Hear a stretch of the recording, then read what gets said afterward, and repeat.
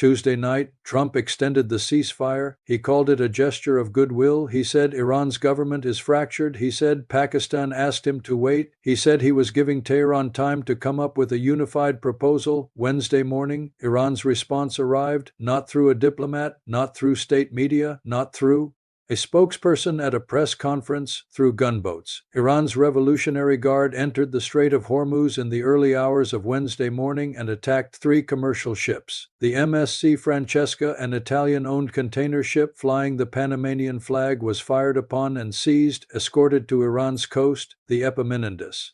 A Greek-owned cargo ship registered in Liberia was hit with gunfire and rocket-propelled grenades. Its bridge received what the Greek government described as extensive damage. Iran says it was seized. A third vessel, the Euphoria, was targeted and briefly stranded on Iran's coastline before resuming movement. 3 ships in one morning, hours after a ceasefire was extended, oil prices surged past $99 a barrel, briefly crossing $100 for the first time since this war began before settling just below. Germany's Lufthansa announced it was canceling 20,000 flights through October because jet fuel prices have doubled, and in a Royal Air Force base north of London, military planners from more than 30 countries are meeting right now to figure out how to force the Strait of Hormuz open by force if necessary. This is Respect B. And what happened this morning is not just another escalation in a conflict full of escalations, it is Iran's clearest message yet. About what the word ceasefire actually means to Tehran, stay with me.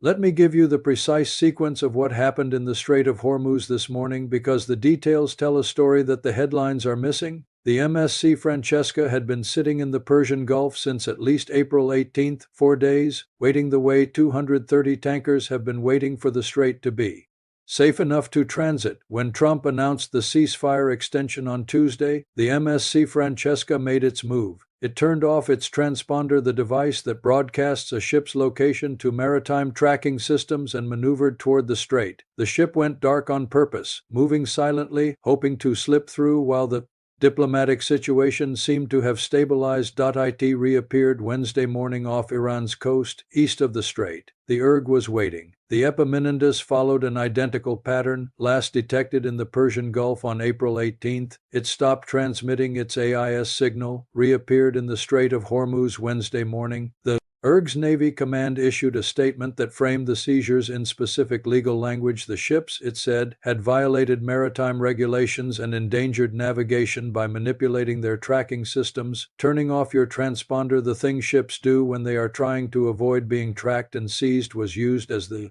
legal justification for the seizure.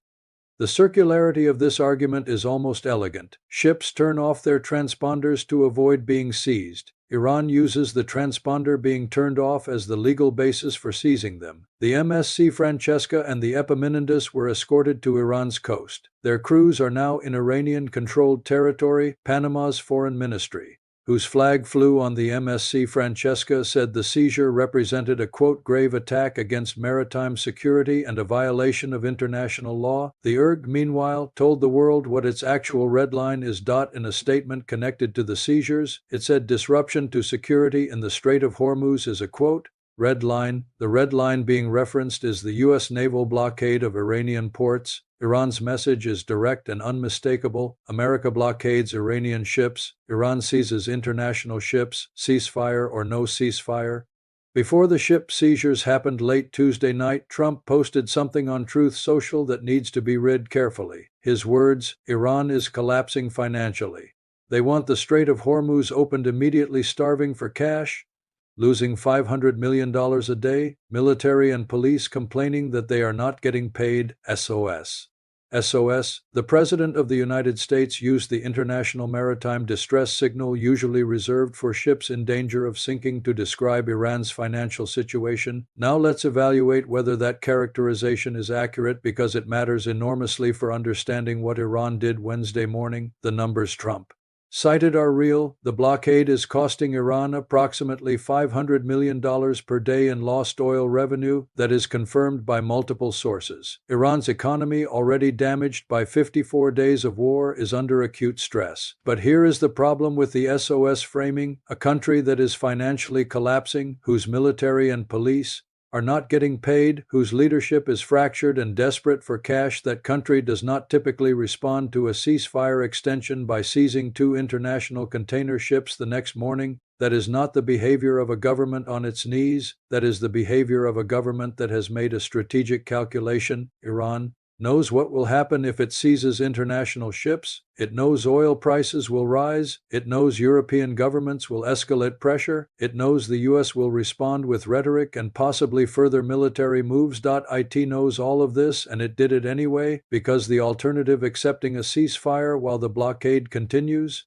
to drain its economy at $500 million per day is worse. This is not the behavior of a collapsing state. This is the behavior of a state that is choosing escalation over attrition, that has calculated the cost of this morning's seizures is lower than the cost of continuing to absorb a blockade that is strangling its economy while the world watches. EU Foreign Policy Chief Kaja Kallas responded to the ship seizures with exactly the kind of statement that tells you Europe is at its limit. She said, daily U-turns, whether the Strait of Hormuz is open or closed, are reckless. Transit through the strait must remain free of charge. Daily U-turns. The EU's top diplomat is publicly describing Iran's behavior as reckless and announcing the EU is widening sanctions on Tehran. While Iran was seizing ships in the Strait of Hormuz this morning in a Royal Air Force base north of London, something unprecedented was happening. Military planners from more than 30 countries, NATO allies, Gulf states, Asian partners gathered for a 2-day conference hosted by the United Kingdom and France. The purpose of the conference is to design a multinational military mission to force the Strait of Hormuz open, not diplomatically, physically. The plan being discussed includes deploying naval vessels to escort commercial tankers through the strait, deploying autonomous mine hunting systems to clear the sea mines Iran has laid across the waterway, and according to one report, partially lost track of, establishing a regional maritime security framework that guarantees passage regardless of what Iran Zerg decides. This is not a sanctions meeting. This is not a diplomatic conference. This is 30 countries planning a military operation in one of the most dangerous waterways on Earth while Iran is actively seizing ships in that waterway on the same day. The UK has already deployed HMS Dragon to Cyprus for additional jets to Qatar Air assets. Across the region, France's Emmanuel Macron has been the driving force behind the European response to this conference, working to build a coalition that can act independently of the US-Iran diplomatic track, because Europe has learned something over the last 54 days.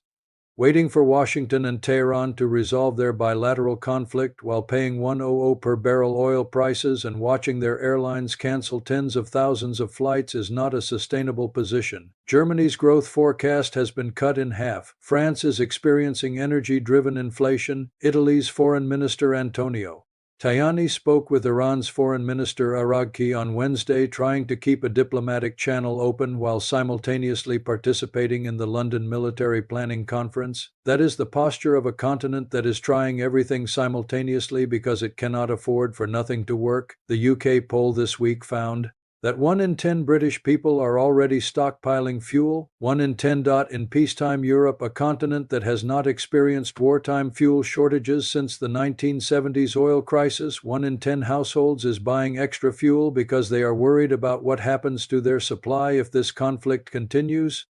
There is one piece of news from this morning that received almost no coverage, and it may be the most alarming of all. Erg-linked Tasnim news agency published a report on Wednesday focused on the Strait of Hormuz not as an energy corridor, but as a corridor for submarine internet cables. The report mapped the undersea internet infrastructure that runs through and around the Strait of Hormuz, cables serving the way Qatar, Bahrain, Kuwait, and Saudi Arabia. This was not published as a geography lesson. It was published as a message. The same waterway that carries 20% of the world's oil also carries the undersea cables that carry the internet traffic of the Gulf. States' financial transactions, government communications, commercial data, cloud infrastructure. Iran has been firing on tankers, it has been seizing container ships, and now its state-affiliated media is publicly mapping the digital infrastructure that runs through the same waters. The implication not stated, but impossible to miss, is that the escalation options available to Iran extend beyond ships and oil, the Gulf's digital backbone, the undersea cables that connect the world's largest sovereign wealth funds to global markets, the communications infrastructure of U.S. military installations across Bahrain, Qatar, Kuwait, all of it runs through the Strait of Hormuz. Iran has not attacked those cables yet, but the report was published on the same morning Iran seized 2 container ships. That is not a coincidence, that is a signal. Brent crude traded at $99.03 a barrel Wednesday morning, briefly crossing $100 before settling just below. Let's be precise about what that number means for people who are not watching oil futures. Before this war began on February 28, Brent crude was trading at approximately $75 a barrel. In 54 days, the price of oil has risen approximately 32%. That 32% increase is embedded in every product, service, and economic activity that depends on energy, which is everything: airline tickets, diesel for trucks that move food, natural gas for heating, fertilizer for crops, electricity for factories. Lufthansa just canceled 20,000 European flights because jet fuel prices doubled. United Airlines has forecast second quarter profits below Wall Street estimates. Germany, Europe's largest economy, cut its 2026 growth forecast to 0.5% from 1.0%. The revision is directly attributed to energy costs from the Iran war. The IMF and European Central Bank are warning of stagflation, the toxic combination of rising prices and stagnant growth that is the hardest economic condition to escape. And now, with Iran seizing ships and oil briefly crossing $100, the economic pressure that Europe hoped would ease with the ceasefire extension has instead gotten worse. Treasury Secretary Scott Bessent posted on X Tuesday that under Trump's orders, quote, "in a matter of days, Karg Island storage will be full and the fragile Iranian oil wells will be shut in." Karg Island is Iran's primary oil export terminal in the Persian Gulf. If storage fills and wells shut in, Iran loses its ability to export oil at all, even through smuggling networks. That is the escalation America is promising. Iran's response sees 2 ships and fire on a third is the escalation Iran is delivering. 2 blockades, 1 on each side, both tightening. Oil at $99. Europe's airlines canceling thousands of flights and no deal in sight. The ceasefire is extended indefinitely, but every action today looks like war. Here is what the next 72 hours actually contain. The London Military Conference continues Thursday. The 30-plus countries will produce some form of plan for a multinational Hormuz protection mission. That plan will be announced. Iran will respond to the announcement. The response will tell us whether Iran treats a multilateral maritime mission as a diplomatic reality to negotiate around or as a military threat to resist. The MSC Francesca and Epaminondas screws are now in Iranian custody. Their home countries, Italy, Greece, are demanding release. Panama has formally condemned the seizures. How the U.S. responds to Allied ships and Allied citizens being held by Iran while a ceasefire is nominally enforced, that response will define the next phase of this conflict. Trump's Truth Social post said Iran is losing $500 million per day and the military is not being paid. If that is accurate, the pressure on Iran's fractured government to either escalate to force a resolution or accept terms it previously rejected is building fast. But Wednesday morning showed that pressure and seizures can happen simultaneously. Iran does not have to choose between escalating and collapsing. It can do both at once. Tuesday night, Trump extended the ceasefire. Wednesday morning, Iran seized 2 ships. Oil crossed $99, briefly touched $100. Europe's airlines canceled flights. 30 countries met in London to plan a military mission. Iran mapped the Strait's underwater internet cables on state media. There is a pattern here that has been consistent since February 28. Every time diplomacy produces a pause, Iran uses the pause to act. Every time America declares a step toward peace, Iran answers with a step toward confrontation. Whether that is strategic design or internal fracture playing out in real time, the result is the same. The ships are seized. The oil is expensive. The world is paying. And in London, military planners from 30 countries are designing a mission that nobody wanted to need, because the alternative was continuing to watch the world's most important waterway become a battlefield between 2 navies who are both technically observing a ceasefire. This is Respect B. Subscribe, because this story has a new development every morning. And every morning it gets harder to call it peace.